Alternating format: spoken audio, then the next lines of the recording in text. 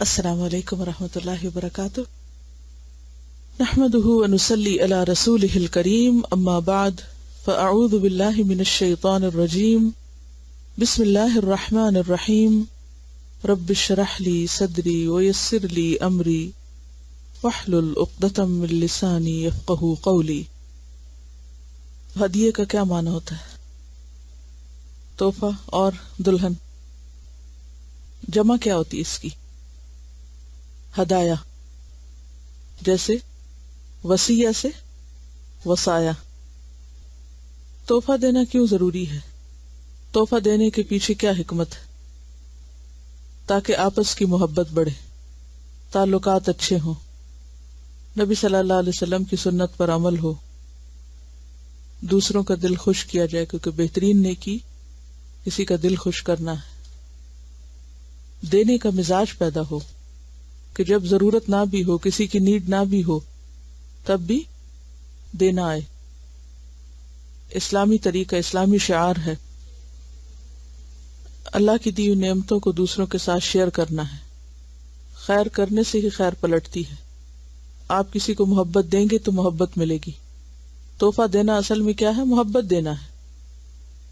اجنبیت دور ہوتی ہے، باہمی قربت پیدا ہوتی ہے، اچھے تعلقات بھی مزید مضبوط ہوتے ہیں. تعلقات ایسی چیز نہیں کہ ایک دفعہ آپ نے گرہ لگا لی تو بس وہ لگ گئی اور اس کے بعد دوبارہ اس کو درست کرنے کی یا قائم رکھنے کی ضرورت نہیں. انسانی بونڈنگ ہمیشہ مسلسل نگہداشت کا تقاضا کرتی ہے. انسانی تعلقات کیا چاہتے ہیں؟ نگہداشت. نگہداشت کا کیا معنی؟ کیئر. جب باب مفعلہ میں جاتا ہے ہادہ یہادی تو پھر کیا ہوتا ہے؟ باہم مل کے کھانا کھانا، اپنا اپنا لا کر. ٹھیک ہے، تو اتنے جو فائدے آپ نے بتائے تو کچھ عمل بھی کیا؟ کیونکہ یہ ہم کتاب برائے کتاب نہیں پڑھ رہے، یہ علم برائے علم نہیں. یہ کیا ہے؟ علم برائے عمل ہے. ویسے تو ہم عام طور پر یہ سب کرتے ہی رہتے ہیں، لیکن شعوری طور پر کرنا اور پھر کچھ پڑھنے کے بعد ساتھ ہی عمل کر لینا، یہ علم کو محفوظ کر دیتا ہے. بعض اوقات علم ہمارے حافظے میں محفوظ نہیں ہوتا، بلکہ کہاں محفوظ ہوتا ہے؟ عمل میں محفوظ ہوتا ہے. بہت سے لوگ علم کو حافظے کی حد تک محفوظ رکھنا چاہتے ہیں اور اکثر شکایت کرتے ہیں ہمیں چیزیں یاد نہیں رہتی. جس نے عمل کر لیا گویا اس نے سب سے زیادہ اس کو یاد کر لیا. ہمارے معاشرے میں عام طور پر ایک رسمی سا ایک جسچر ہوتا ہے کہ جب کوئی تحفہ دے تو ہم ضرور کہتے ہیں نہیں آپ نہیں دیں، اور واپس کرنے کی کرتے ہیں اور اس میں ایک جھجک محسوس کرتے ہیں. تو انہوں نے کچھ مہمانوں کو تحفہ دیا اور انہوں نے اسی طرح کیا. تو جب یہ حدیث انہوں نے بتائی کہ نبی صلی اللہ علیہ وسلم تحفہ نہیں لوٹاتے تھے تو انہوں نے خوشی سے اس کو قبول کیا. اور تحفے کو خوشی سے قبول کرنا بھی ضروری ہوتا ہے، خواہ وہ معمولی تحفہ ہی کیوں نہ ہو.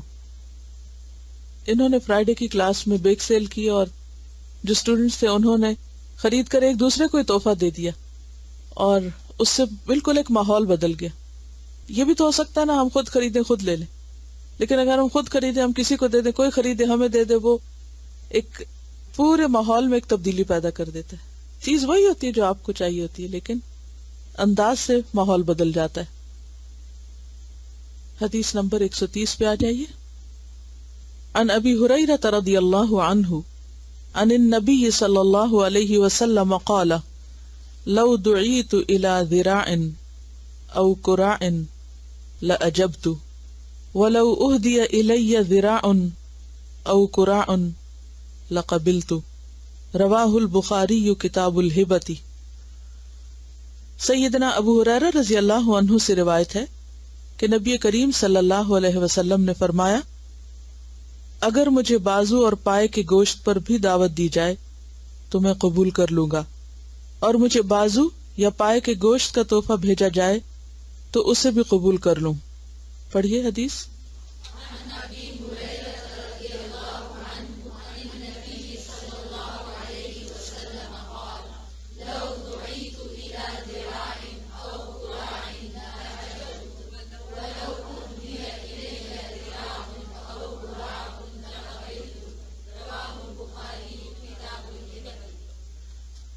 عن ابی ہریرہ، ابو ہریرہ سے روایت ہے رضی اللہ عنہ، عن النبی، نبی صلی اللہ علیہ وسلم سے روایت ہے، قال، لو اگر، دعیت، میں بلایا گیا، دعوت دیا گیا، یعنی مجھے دعوت دی گئی، الا طرف، ذراع، ذراع کہتے ہیں بازو یا دستی کو، دستی کے گوشت کی طرف، یعنی کسی نے اگر بکرے کی دستی پکائی ہوئی ہو، او قرآن یا پائے پکائے ہوں، لأجبت، البتہ میں دعوت قبول کر لوں گا۔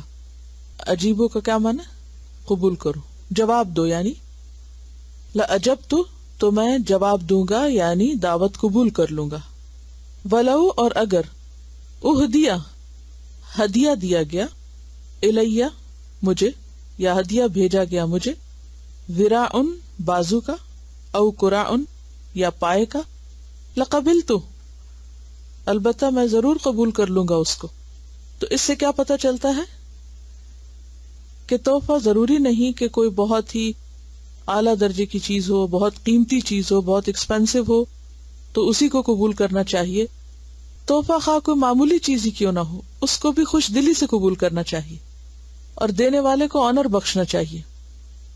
اور اس سے جو حدیث کا پہلا حصہ ہے اس میں دعوت کا ذکر ہے اور دوسرے میں تحفے کا ذکر ہے، تو اس سے ایک بات یہ پتہ چلتی ہے کہ دعوت کے لیے بھی ضروری نہیں کہ کوئی بہت بڑا اہتمام ہو۔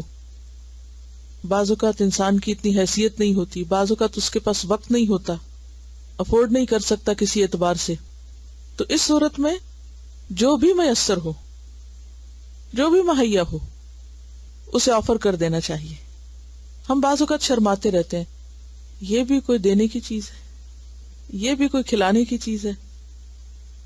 ضروری نہیں کہ کوئی بہت اچھی چیز ہو تو وہی کھلانے کی ہے، بات یہ ہے کہ اصل چیز ہے وہ نیت اور ارادہ اور مقصد جو اس کے پیچھے ہے۔ اور یہ بھی ہو سکتا ہے کہ بعض اوقات کسی دوسرے کو معمولی چیز سے بہت فائدہ پہنچے، اور ہمارے کلچر میں تو پائے پکانا اور پائے کا تحفہ بھیجنا ایک بڑی بات ہے، اور شاید اس کی اصل یہی ہو، اوریجنلی وہیں سے ہی یہ چیز چلی ہو کہ نبی صلی اللہ علیہ وسلم کا پسندیدہ تحفہ تھا یا آپ نے اس کو اپریشیٹ کیا۔ لیکن یہاں سمبولکلی بھی اگر اس بات کو لیں کہ چھوٹی سی چیز پر بھی شرم محسوس نہیں کرنی چاہیے، نہ دینے والے کو اور نہ ہی قبول کرنے والے کو، دونوں طرف سے اس کا استقبال ہونا چاہیے اور اس کو اپریشیٹ کرنا چاہیے۔ There was this friend of mine اس کو بہت ہی شوق تھا کہ اس کو لوگ گفٹس وغیرہ دیں۔ Well, she enjoyed it, she liked it very much. تو ایک مرتبہ اس کے میں گھر تھی اور سب لڑکیاں وغیرہ اس کے لیے گفٹس وغیرہ لائی ہوئی تھی، تو کچھ گفٹس جو تھے they weren't like that good، تو she said کہ it's the thought that counts. And it really struck me کہ واقعی it's the thought that counts، کہ اس شخص نے کچھ سوچا کہ آپ کو وہ گفٹ دے، نہیں کہ اس چیز پر جائیں آپ کہ وہ ہے کیا۔ یعنی بنیادی چیز اور مقصد کیا ہے کہ یہ احساس دلانا ایک دوسرے کو کہ ہم ایک دوسرے کے لیے کیئر کرتے ہیں، ہم تمہارے بارے میں سوچتے ہیں، یا اس خود غرضی کو ختم کرنا جو عام طور پر پیدا ہو جاتی ہے لوگوں میں، خصوصاً جب کسی کے پاس کچھ مال آتا ہے یا زیادہ اس کو ملنے لگتا ہے تو اس کی ہرس اسی اعتبار سے بڑھنے لگتی ہے، تو اس ہرس کو اور بخل کو بھی ختم کیا جا رہا ہے۔ اب دیکھیے کہ بہت پرتکلف کھانے جو ہے نا وہ انسان پکانے میں تھکتا بھی ہے اور اس سے وہ خوشی نہیں آتی جو ایک سادہ اور معمولی اور باقی کھانے کے قابل جو کھانا ہوتا ہے اور جو انسان کو فائدہ دے اس سے آتی، اور اس میں بے تکلفی بھی زیادہ ہوتی۔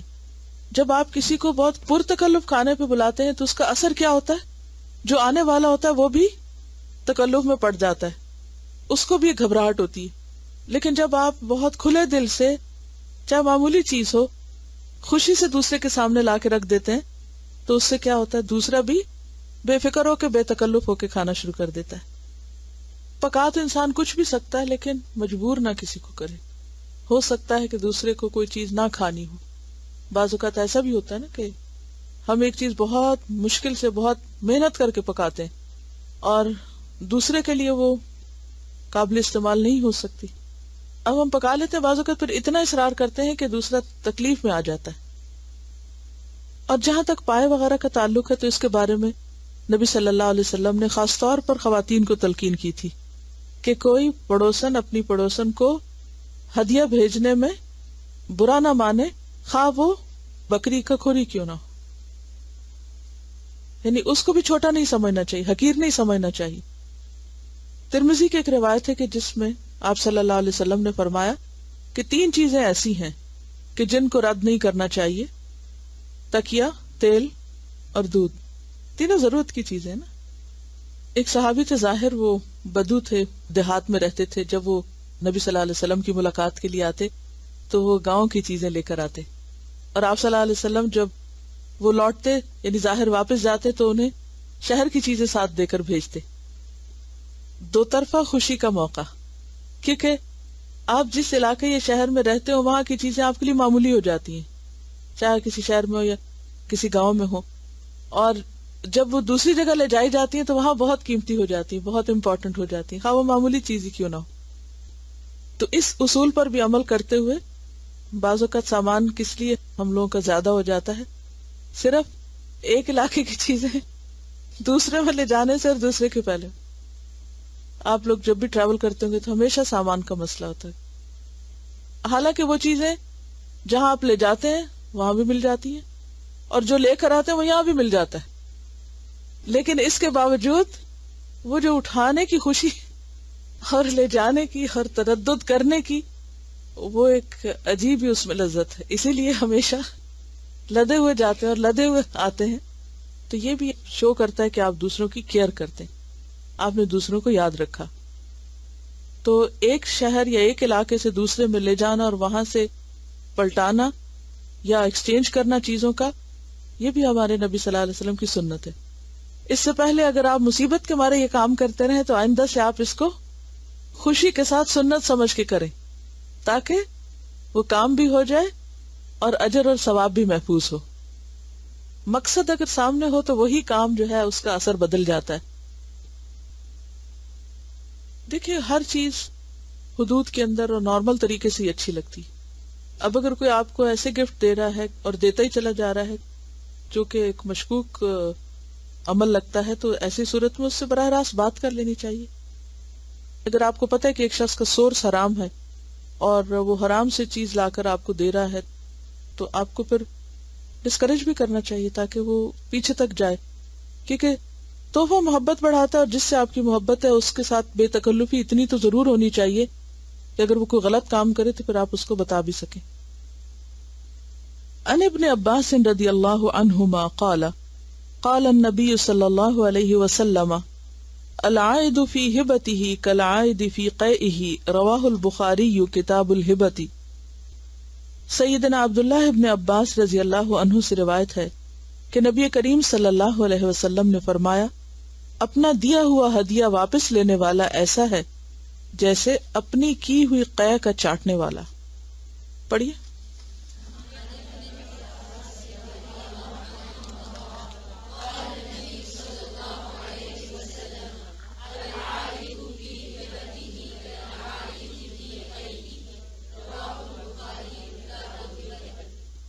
لفظی ترجمہ. ان ابن عباس، ابن عباس سے روایت ہے رضی اللہ عنہما، قال کہا، قال النبی فرمایا نبی صلی اللہ علیہ وسلم نے، العائد لوٹنے والا، عاد یعود عودن سے، فی ہبتہ اپنے تحفے میں یعنی تحفہ واپس لینے والا، کالعائدی مانند لوٹنے والے کے ہے، فی قیئہ اپنی قے میں، یعنی جیسے کوئی شخص قے نکال کے واپس منہ میں ڈال لے تو یہ اسی طرح کا عمل کیا ہے، تحفہ دے کر پھر اس کو واپس اپنے پاس دوبارہ لے لے.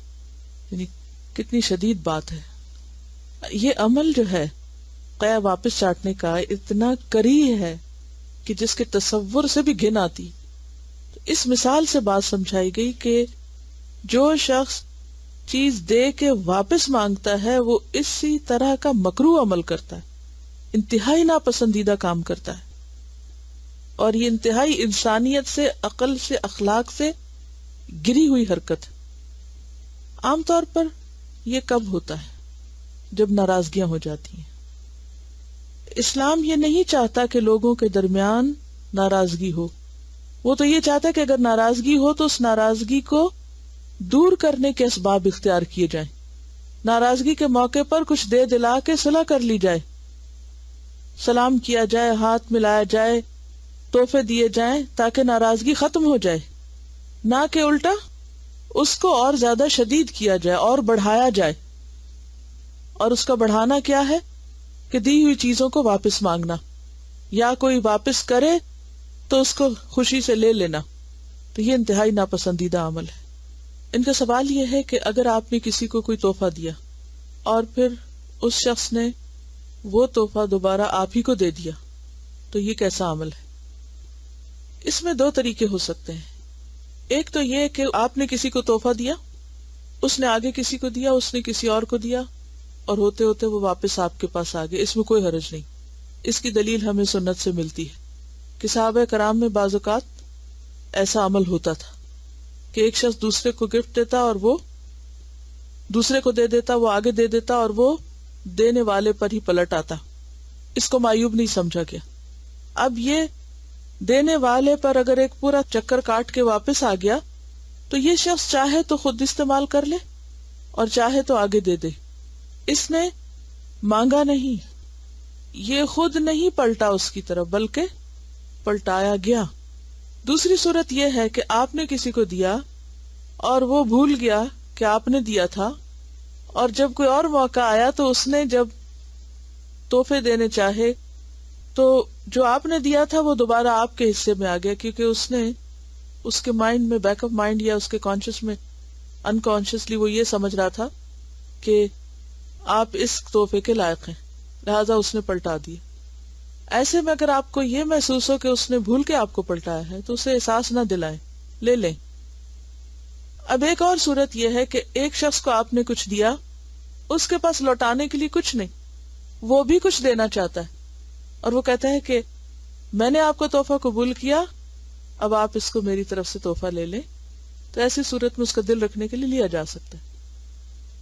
یہاں جس چیز کی ممانعت ہے وہ یہ ہے کہ انسان کسی کو چیز دے، پھر کوئی ناراضگی ہو یا پھر اس کا دل چھوٹا ہونے لگے، جیسے بچوں کا عام طور پہ ہوتا ہے کہ پہلے کسی کو کوئی چیز دے دیتے، پھر تھوڑی دیر کے بعد لڑائی ہوتی تو پھر کہتے میری چیز نکالو. کبھی سنا دیکھا ہے یہ، نکالو میری چیز. تو جو بڑے لوگ بچوں کی طرح لڑتے ہیں، کئی بڑے ہو کر بھی بڑے نہیں ہوتے، وہ بڑے ہو کر بھی بچے رہتے ہیں. تو جو بچوں کی طرح لڑتے ہیں اور پھر یہ کہتے ہیں نکالو میری چیز، واپس دو مجھے وہ جو میں نے فلاں فلاں چیز دی تھی تمہیں، تو اس صورت میں ایسی اگر کوئی صورت ہے تو وہ سخت ناپسندیدہ ہے. مثلاً اگر شوہر نے اپنی بیوی کو اچھے وقت میں کوئی تحفہ دیا اور پھر بعد میں حالات خراب ہو گئے، تو قرآن کا حکم کیا ہے؟ اگر تم نے ان کو قنطار مال بھی دے رکھا ہو تو اس کو واپس نہ لو، الا یہ کہ اگر خلا کا معاملہ ہے اور عورت اپنے لیے طلاق خریدنا چاہتی ہے تو پھر اس صورت میں اگر وہ اس ٹرم اینڈ کنڈیشن پہ وہ واپس کرتی ہے کہ وہ اس کو دے کر اپنے آپ کو آزاد کرا لے تو اس کی اجازت قرآن سے ملتی ہے. بعض اوقات ایسا ہوتا ہے کہ شوہر نے حق مہر دیا، کوئی گولڈ دیا یا پیسے دیے، اب کچھ عرصے کے بعد شوہر کو اپنے کاروبار کے سلسلے میں یا ضرورتاً بیوی سے واپس لینے کی ضرورت پیش آئی تو وہ بطور قرض لے سکتا ہے کہ وہ تم اتنے عرصے کے لیے مجھے دے دو اور میں تم کو اتنے عرصے میں واپس لوٹا دوں گا. اب چونکہ یہ بیوی کی ملکیت ہے، بیوی چاہے تو دے، نہ چاہے تو نہ دے. ایک اور صورت یہ ہے کہ اگر شوہر نے کچھ دیا اور بیوی پھر اپنی خوشی سے اس کو شوہر پر خرچ کرتی ہے یا اس کو لوٹا دیتی ہے اور شوہر لے لیتا ہے تو اس میں بھی کوئی حرج نہیں. اس کی کیا دلیل؟ ہنی ام مریا، کہ اگر بیوی خوش دلی سے اس کو معاف کر دے تو اس کو خوش دلی سے استعمال کر لو، تو ایسی صورت میں اجازت ہے. تو اس سے پتہ یہ چلتا ہے کہ یہاں جس چیز کی ممانعت ہے وہ کیا ہے؟ دراصل ناراضگی اور فساد. بعض اوقات انگیجمنٹ وغیرہ ہوتی ہے اور اس میں بہت ایکسپینسو گفٹس بھی دیے جاتے ہیں اور پھر کسی وجہ سے اگر انگیجمنٹ باقی نہیں رہتی تو گفٹس لوٹا دیے جاتے ہیں، اور بعض اوقات اگر لوٹائے نہ جائیں تو بہت اصرار سے مانگے بھی جاتے ہیں. اس سلسلے میں کچھ حتمی بات تو نہیں کہہ سکتی، لیکن اگر عمومی طور پر اس اصول کو سامنے رکھیں کہ گفٹ دے کر واپس نہ لیا جائے تو واپسی کی بات نہیں بنتی. لیکن چونکہ یہ ایک خاص مقصد کے تحت گفٹ دیا گیا تھا، اور اگر وہ مقصد ہی باقی نہیں رہا تو پھر اس ایکسپینسو گفٹ پر حق بھی نہیں رہتے. ایک گفٹ وہ ہوتا ہے نا کہ جو محض گفٹ ہوتا ہے، اور ایک وہ ہوتا ہے جو ایک خاص موقع کی مناسبت سے ایک عہد کی پختگی کے نشانی، اس کو نشانی عام طور پہ کہتے ہیں. یہ گفٹ نہیں ہوتا، یہ نشانی ہوتی ہے. تو اس میں شاید گنجائش نکلتی ہو کہ پھر وہ اگر آگے نہیں ساتھ چلنا تو دونوں ایک دوسرے سے الگ ہونے کے لیے وہ نشانیاں واپس کر دیں، کیونکہ وہ ہونے والے شوہر کی طرف سے ایک نشانی تھی، ایک سمبولک گفٹ تھا. اب چونکہ وہ اس کے ساتھ آئندہ نکاح میں نہیں آنے والی اور اس کا کوئی تعلق آپس میں کسی قسم کا باقی نہیں رہے گا، تو ایسی چیزیں بھی پھر بہتر ہے کہ واپس ہی چلی جائیں. لیکن اگر کوئی اس کو استعمال کر چکا ہے یا وہ اب دینے کی پوزیشن میں نہیں ہے تو ایسی صورت میں پھر دینے والے کو، یعنی جس کی وہ چیزیں تھی، اس کو واپس لیتے ہوئے بہت شدید اصرار بھی نہیں ہونا چاہیے. یعنی آپس میں باہم افہام تفہیم سے ہی معاملہ حل ہو جائے تو بہتر ہے. اور اس کا اصل حل تو یہ ہے کہ ہر چیز اعتدال میں کی جائے، منگنیوں کو شادیوں کے پیرالل نہ کر لیا جائے. کیونکہ افسوس یہ کہ ہم مسلمانوں کے اندر اب ایسی بدعات رواج پا چکی ہیں اور ایسی چیزیں اتنی اہم ہو گئی ہیں کہ جن کا دین میں کوئی کانسیپٹ نہیں. ٹھیک ہے کہ بات پکی ہونے کے موقع پر ہدایہ کا ایکسچینج کر لیا جائے، لیکن وہ بھی ایسے نہیں ہونے چاہیے کہ جو ایک دوسرے پر بوجھ بن جائے یا محض رسم دنیا ہی ہو. اس میں چھوٹی موٹی چیزوں کے بھی ایکسچینج ہو سکتا ہے. یعنی کیا ضروری ہے کہ اس موقع پر ہیرے کی انگوٹھی دی جائے جو بعد میں وبال جان بن جائے. عن جابر بن عبداللہ قال قال رسول اللہ صلی اللہ علیہ وسلم من اعطی عطاء فوجد فلیجز به فإن لم يجد فلیثن به فمن اثنى به فقد شکرہ ومن کتمہ فقد کفرہ. رواہ ابی داود کتاب الادب. سیدنا جابر بن عبداللہ رضی اللہ عنہ سے روایت ہے کہ رسول اللہ صلی اللہ علیہ وسلم نے فرمایا، جس شخص کو کوئی چیز دی جائے اور وہ اس کا بدلہ دینے کی قدرت رکھتا ہو تو اسے چاہیے کہ بدلہ دے. اگر بدلہ نہ دے سکے تو تعریف کرے. جس نے تعریف کی اس نے شکر ادا کیا، اور جس نے چھپایا اس نے ناشکری کی. عربی پڑھیے.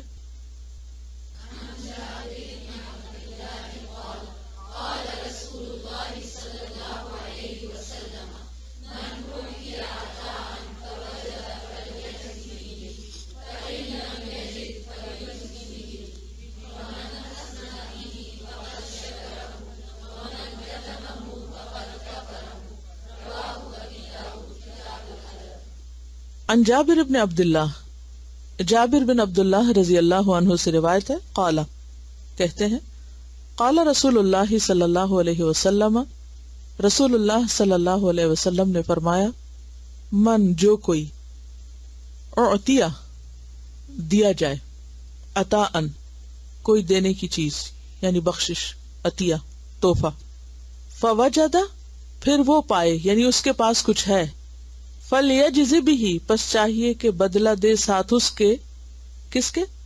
جو اس کے پاس ہے، یعنی لوٹائے اس کو کسی طرح. یعنی جسے کوئی چیز ملی اور وہ اپنے پاس کچھ اور پاتا ہے تو اسے چاہیے کہ وہ دوسرے کو بھی کچھ دے. فإن لم یجد پھر اگر وہ نہ پائے، یعنی جس نے تحفہ لیا اس کے پاس دینے کو کچھ بھی نہیں. بعض اوقات ایسا ہوتا ہے نا کہ آپ کسی ایسے شخص کو تحفہ دیتے ہیں جس کے پاس دینے کے لیے کچھ ہے ہی نہیں. اب وہ کیا کرے؟ ایسے میں وہ بہت برڈن فیل کرتا ہے نا کہ مجھے اتنا قیمتی تحفہ ملا، اب میں کیا کروں، میں تو لوٹا نہیں سکتا، دے نہیں سکتا. تو ایسی صورتحال کا بھی حل بتایا گیا. فإن لم یجد اگر وہ نہ پائے، فلیثن بہ پس چاہیے کہ تعریف کرے اس کی، کس کی؟ تحفہ دینے والے کی. تحفہ لانے والے کی تعریف کرے. کہاں؟ اس کے سامنے بھی اور اس کے پیچھے بھی. یعنی اس کا دل کسی طرح خوش کرے، اس کی قدردانی کرے، اس کا اظہار کرے کہ اس نے میرے ساتھ احسان کیا ہے. فمن اسنا بھی، تو جس نے اس کی تعریف کر دی، فقد شکرہ، تو اس نے اس کا شکر ادا کر دیا، شکریہ کر دیا. یعنی تعریف کرنا بھی دراصل کیا ہے؟ تھینک فل ہونا. ومن کتمہ، اور جس نے اس کو چھپا دیا. کس کو؟ اس کے نیک عمل کو، اس کی خیر اور بھلائی کو، اس کے احسان کو. فقد کفرہ، پس تحقیق اس نے اس کی ناشکری کی. رواہ ابو داؤد، ابو داؤد نے اس کو کتاب الادب میں روایت کیا ہے. اس سے کیا پتہ چلتا ہے کہ حل جزاء الاحسان الا الاحسان، کیا احسان کا بدلہ احسان کے سوا کچھ اور ہو سکتا ہے؟ یعنی احسان کا بدلہ احسان ہی کی شکل میں ہونا چاہیے.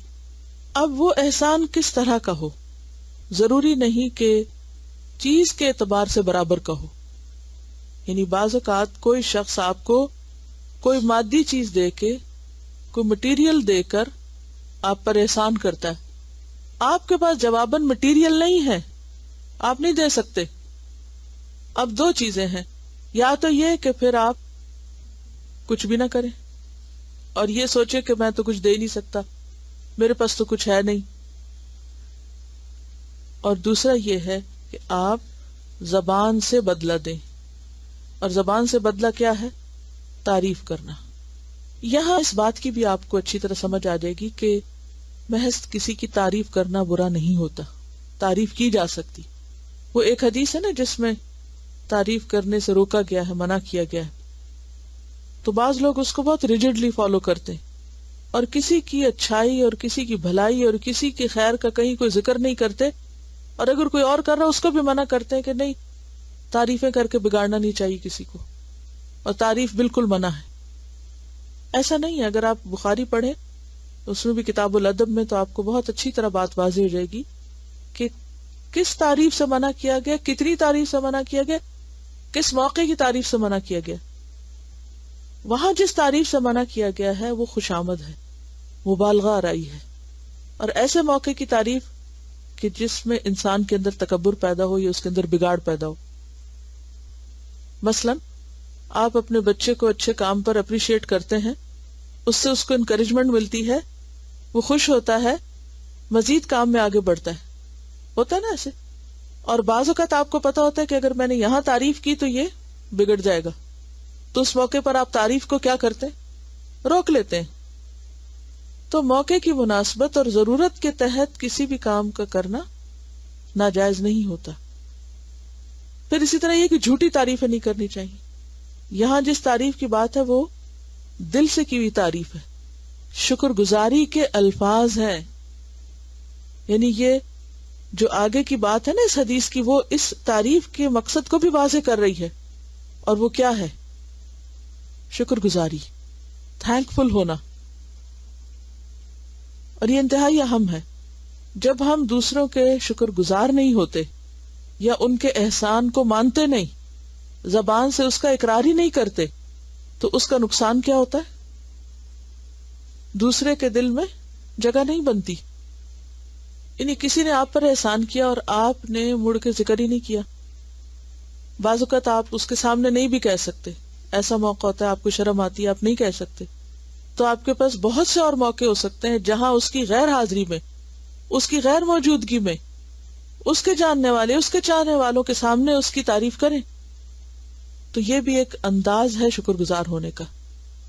تو کسی کے تحفے کی قدردانی بے حد ضروری ہے، خواہ وہ معمولی تحفہ ہو، خواہ آپ قدردانی جواباً تحفہ دے کے کریں یا اچھے الفاظ ادا کر کے کریں، شکریہ ادا کر کے کریں.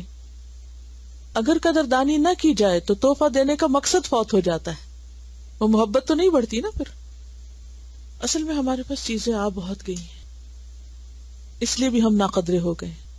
چوائس بہت بڑھ گئی، سلیکشن بڑی زبردست ہو گئی، لہٰذا کوئی معمولی چیز تو ہم کو پسند ہی نہیں آتی.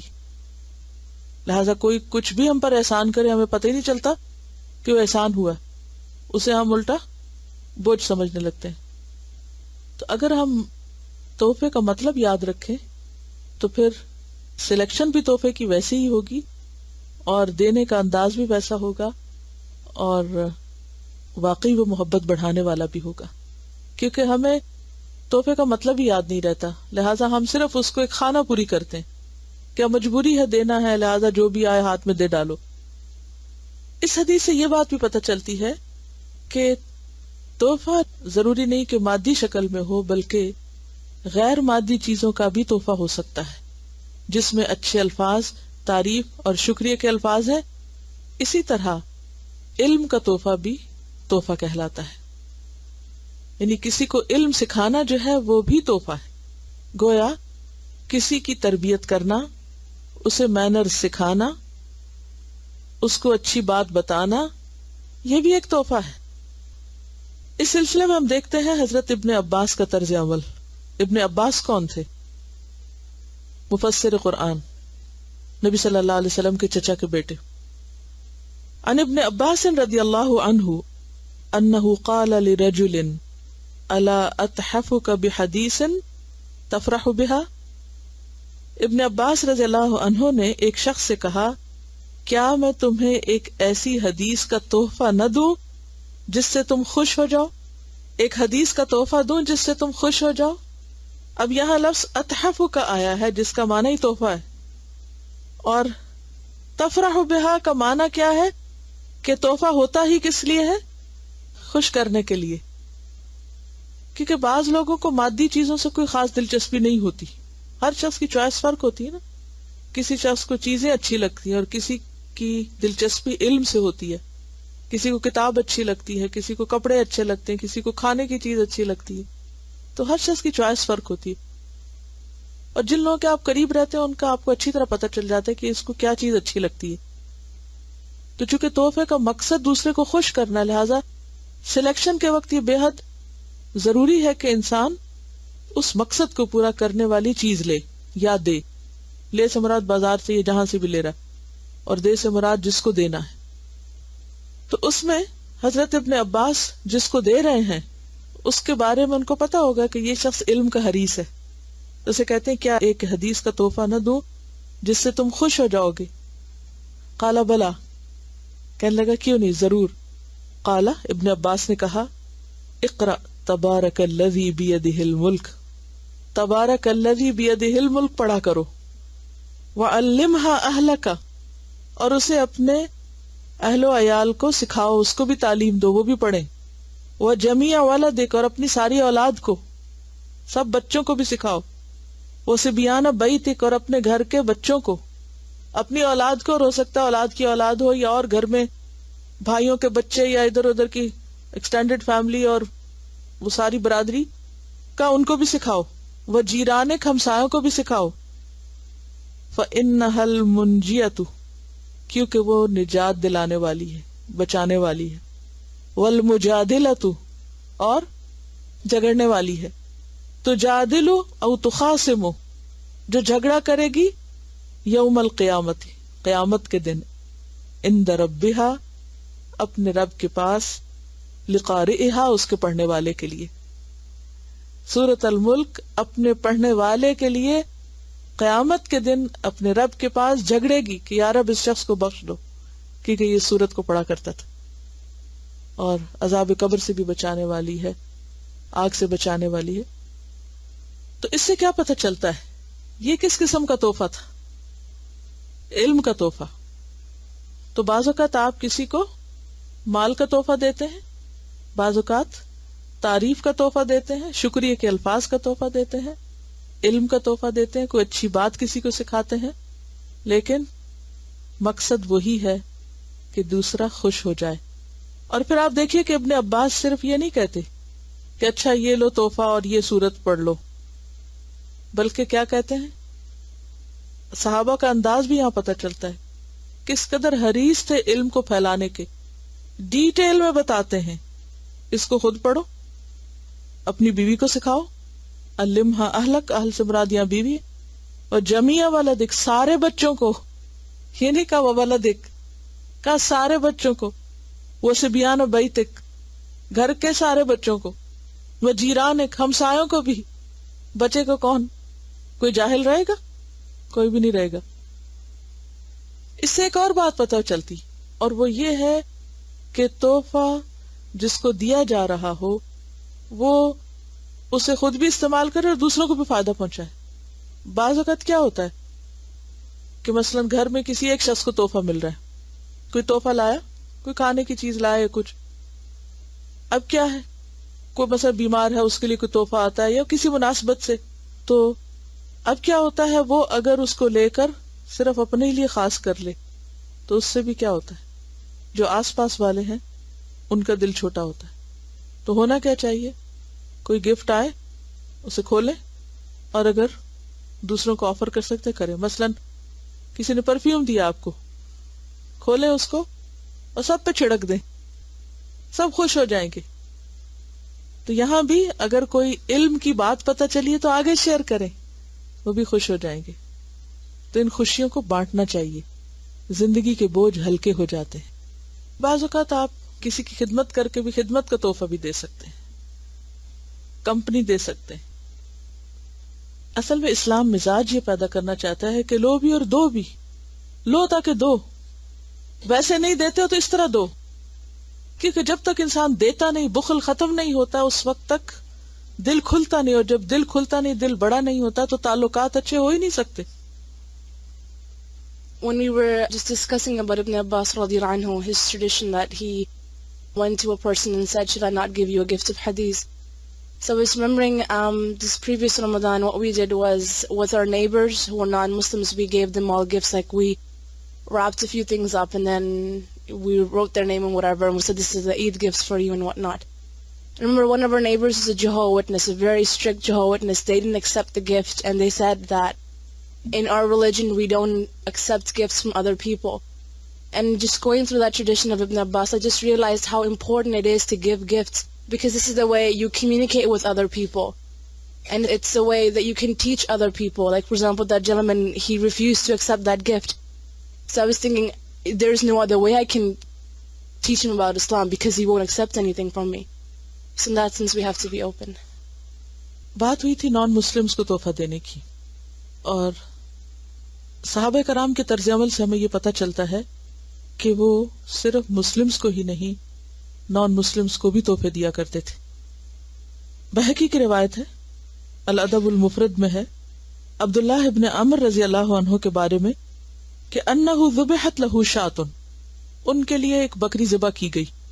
فجعل یقول لغلامہ، تو اپنے غلام سے کہتے رہے، بار بار کہتے رہے، اہدیت لجارنا الیہودی، اہدیت لجارنا الیہودی، کیا تم نے ہمارے یہودی پڑوسی کو تحفہ بھیجا ہے، ہمارے یہودی پڑوسی کو تحفہ دیا ہے.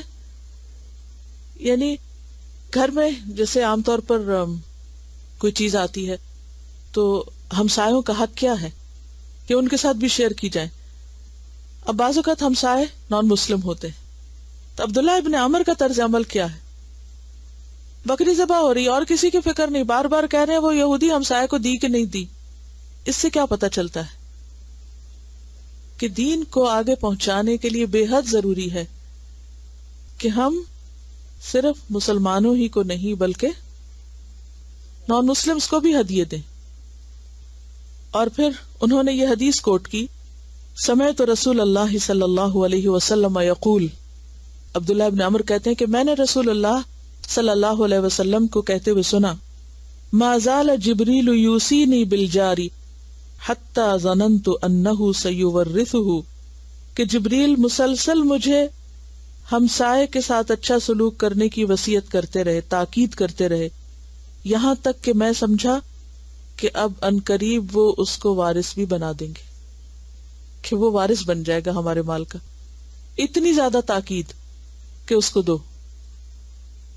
لیکن عام طور پر جو ہدیے دیے جاتے ہیں نان مسلمز کو، وہ ان کی جو سیلیبریشنز ہوتی ہیں یا ان کے خاص مواقع ہوتے ہیں ان کے اوپر دیے جاتے ہیں. تو اس میں آپ دیکھیے کہ جو ایسے مذہبی مواقع ہیں کہ جو آپ سمجھتے ہیں کہ ان کے پیچھے کانسیپٹ درست نہیں، تو ان میں شریک نہیں ہونا چاہیے. ہاں آپ اپنے مواقع کے اعتبار سے ان کو دے سکتے ہیں، جیسے ابھی رمضان کی بات ہوئی تھی یا عید کی بات ہے یا کسی اور موقع پر، یا عام حالات میں بھی موقع نہ بھی ہو تو آپ گفٹ بھیج سکتے ہیں. لیکن ایسی چیزیں جو سراسر اصول کے خلاف ہوں ان کو اپریشیٹ کرنا اور انکریج کرنا درست نہیں. تو ہدیہ جو ہے رشتہ داروں کو، گھر کے افراد کو، دوستوں کو، اور اس کے علاوہ ہمسایوں کو اور ہمسایوں میں سے نان مسلمز کو بھی دیا جا سکتا ہے اور دینا چاہیے. اب اگر آپ کے پاس ایک چیز ہو اور ہمسائے دو ہوں یا زیادہ ہوں تو کیا کیا جائے؟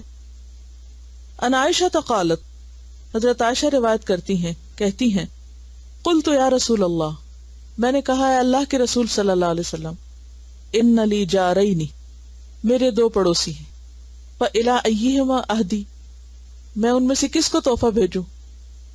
قال الی اقربہما منک بابا، اس کو جس کا دروازہ تم سے قریب تر ہو، جس کا ڈور کلوزسٹ ہے، اس کو دو، یعنی جو فاصلے میں کم ہے اس کا حق زیادہ ہے. نان مسلمز کو جہاں تک تحفہ دینے کی بات ہے تو ضروری نہیں کہ وہ صرف اہل کتاب ہوں، وہ مشرک بھی ہو سکتے ہیں، کوئی بھی ہو سکتا ہے کسی بھی دین میں، حتیٰ کہ ان کو کوئی دین نہ بھی ہو اس کو بھی دے سکتے ہیں. اور اس کے لیے بخاری کی ایک روایت ہے، حضرت عمر رضی اللہ تعالیٰ عنہ نے دیکھا کہ ایک شخص ایک ریشمی کپڑے کا جوڑا بیچ رہا ہے. انہوں نے رسول اللہ صلی اللہ علیہ وسلم سے عرض کیا کہ یا رسول اللہ صلی اللہ علیہ وسلم، آپ یہ جوڑا خرید لیجئے اور جمعے کے دن اور باہر کے لوگ جب آپ کے پاس آئیں اس وقت پہنا کیجئے. یعنی خصوصی مواقع کی مناسبت سے آپ زیادہ قیمتی جوڑا ہے تو اس وقت پہنا کریں. آپ نے فرمایا یہ تو وہ پہنے گا جو آخرت میں بے نصیب ہے، یعنی مردوں کے لیے ریشمی لباس درست نہیں، اور اگر وہ دنیا میں پہنتے ہیں تو آخرت میں محروم رہیں گے. پھر ایسا ہوا کہ ایسے ہی کپڑے کے کئی جوڑے رسول اللہ صلی اللہ علیہ وسلم کے پاس آئے. آپ نے ان میں سے ایک جوڑا حضرت عمر کو بھیجا. انہوں نے عرض کیا یا رسول اللہ صلی اللہ علیہ وسلم، میں اسے کیوں کر پہنوں؟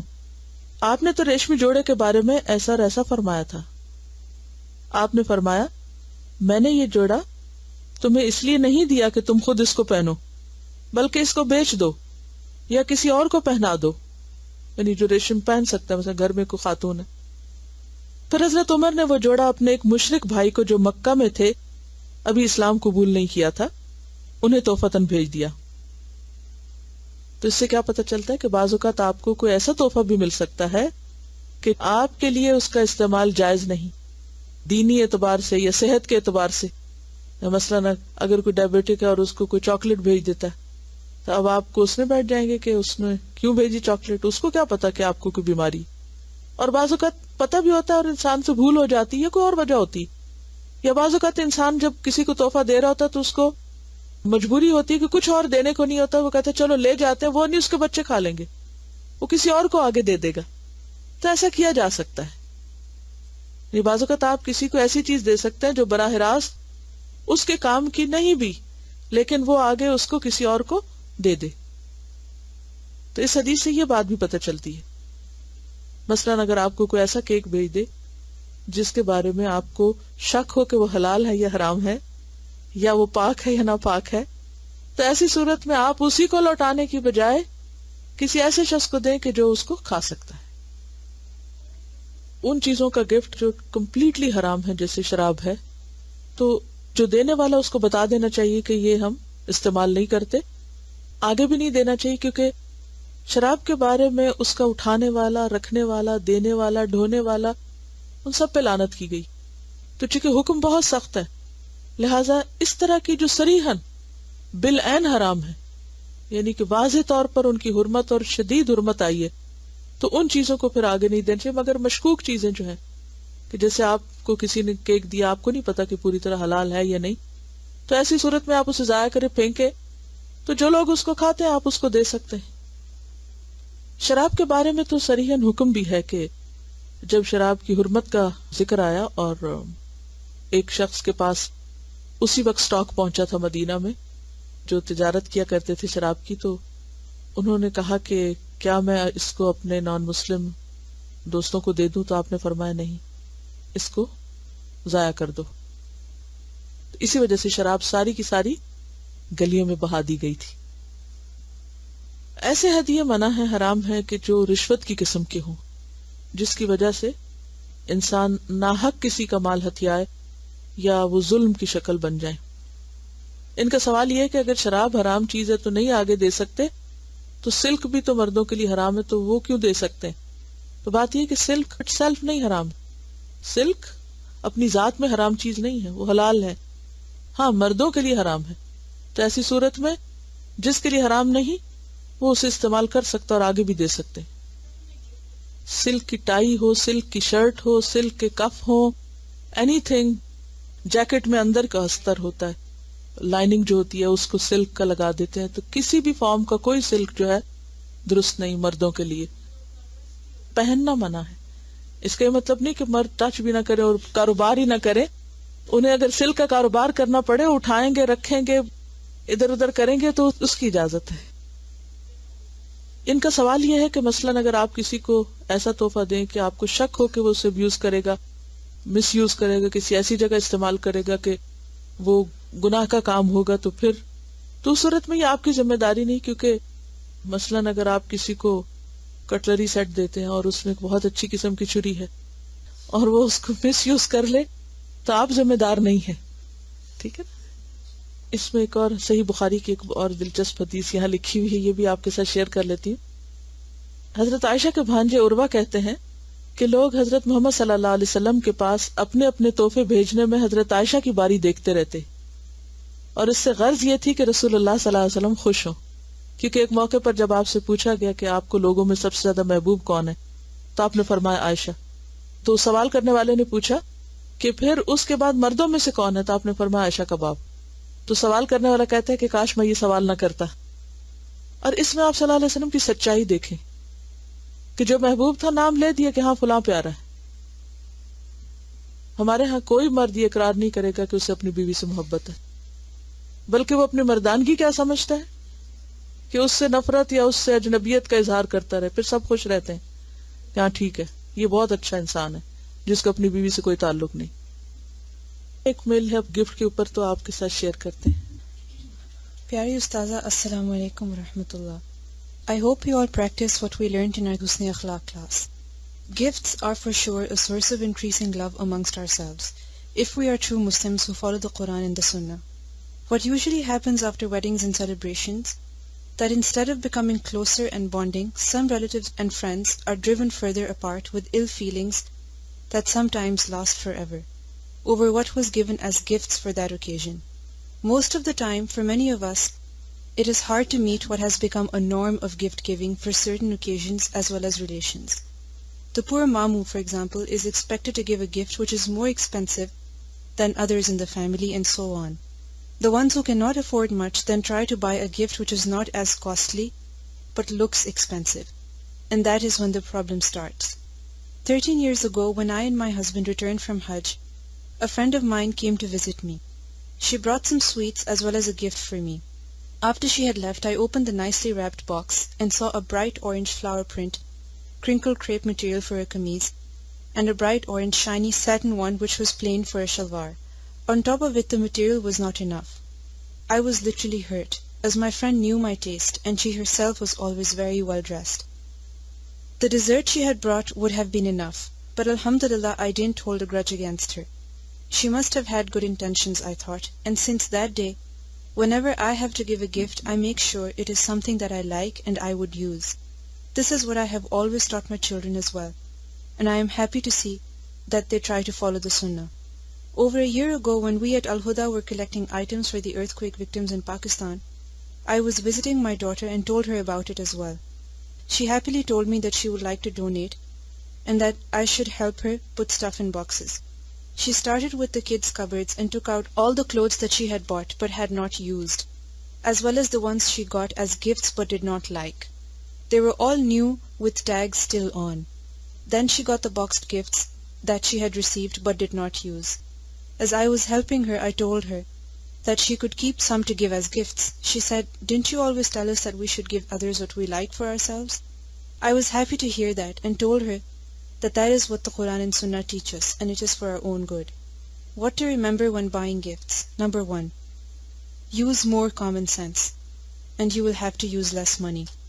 Number 2, don't look for gifts that look expensive but are cheap. It does not always work. Number 3, never give with an intention of getting back, and that too better, as what we give always seems better than what others give back. Just as we are supposed to forgive and forget, we should give and forget as well. Gift giving is a form of sadaqah, so there should be no manni wal adha following it. Remember that if we really like for ourselves what we are giving to others, inshallah, they will like and appreciate it. Keep the persons who you are buying the gift for, likes and dislikes, status, lifestyle or personality in mind while buying the gift. Do not spend more than you can afford just to impress others. What does not please you cannot make others happy. I hope that from now on we will enjoy giving gifts and choose an appropriate one as well, and expect the ajr from Allah subhanahu wa ta'ala only, inshallah. Wassalam. Gift देने के मामले में इसराफ से बचना चाहिए. अपनी हैसियत से बढ़ के गिफ्ट नहीं देना चाहिए.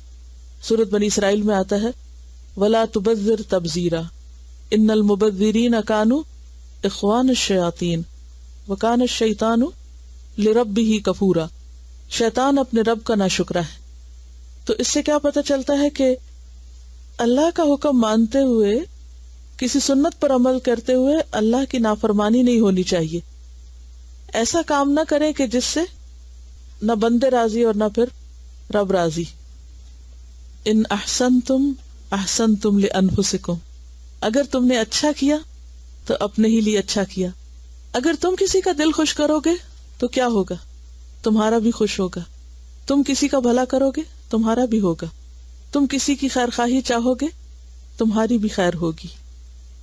तो बात यह है कि बाज़ औक़ात हम दूसरे के लिए वो नहीं चाहते जो अपने लिए चाहते हैं. नतीजा क्या होता है? हमें भी वो नहीं मिलता जो हम अपने लिए चाहते हैं. गिफ्ट्स के बारे में कुछ कोट्स भेजी, तो वो भी बहुत अच्छी अच्छी बातें उस पर लिखी हुई थी, क्योंकि कुरान और सुन्ना से तो आपने पढ़ लिया. कुछ और कोट्स भी आप देख लें. Generosity is giving more than you can, and pride is little than you need. You give but little when you give of your possessions. It is when you give of yourself that you truly give. If you have much, give of your wealth. If you have little, give of your heart. They who give have all. They who withhold have nothing. मुझे इतनी हैरत हो रही है कि non Muslims की quotes हैं, Hindu proverb है, और हदीस में आता है कि हर रोज अल्लाह ताला 2 फरिश्ते मुकर्रर करते हैं और वो दुआएं करते हैं, अल्लाहुम्मा आति मुनफिकन खलफन व आति मुमसिकन तलफन, कि अल्लाह देने वाले को और दे और रोकने वाले का अगला भी जाया कर दे. The gift of truth excels all other gifts. Gift जो है वो सिर्फ मादी चीजें नहीं, सच्चाई भी एक गिफ्ट है, किसी के साथ सच्चा होना. The greatest gift is to give your enlightenment. To share it, it has to be the greatest. Health is the greatest gift, contentment the greatest wealth, faithfulness the best relationship. What we are is God's gift. What we become is our gift to God. The greatest gift you can give another is the purity of your intention. If a person gives you time, he can give you no more precious gift. The greatest gift that you can give to others is the gift of unconditional love and acceptance. The intuitive mind is a sacred gift, and the rational mind if a faithful servant. We have created a society that honors the servant and has forgotten the gift. Teaching should be such that what is offered is perceived as a valuable gift and not as a hard duty. A book is a gift you can open again and again. A good friend is the purest of all God's gifts, for it is a love that has no exchange of payment. Every problem has a gift for you in its hands. Inna ma'al usri yusra. So be positive all times. Subhanaka Allahumma wa bihamdika nashhadu an la ilaha illa anta nastaghfiruka wa natubu ilayk. Assalamu alaikum wa rahmatullahi wa barakatuhu.